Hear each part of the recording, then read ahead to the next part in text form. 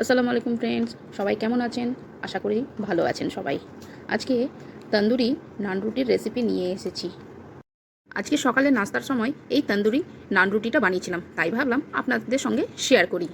তন্দুরি নান রুটি বানানোর জন্য আমি এখানে 500 ময়দা নিয়ে নিয়েছি। ময়দার মধ্যে দিয়ে দিলাম লবণ, চিনি গুঁড়ো, 2 চামচ টক দই।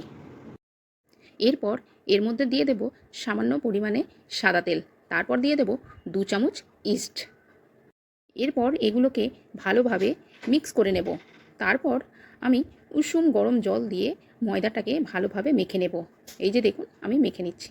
ময়দার ডোটা কিন্তু বেশি নরমও করব না, বেশি শক্তও করব না।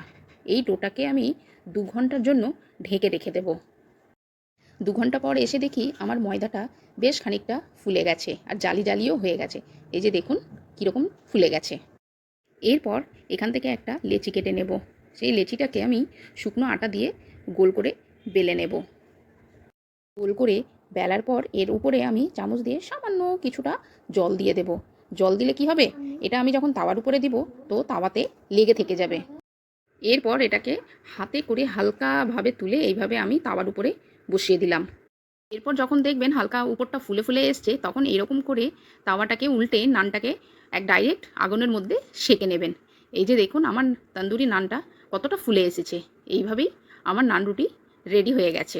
এই যে দেখুন, আপনারাও বাড়িতে এইভাবে তন্দুরি নান রুটি তৈরি করতে পারেন। দেখুন আমার নান রুটিটা কতটা নরম হয়েছে। আমি আপনাদেরকে আরেকটা করে দেখাচ্ছি। এই যে দেখুন, আপনারা এইভাবে একবার বাড়িতে ট্রাই করে দেখুন। খুব সহজ পদ্ধতি।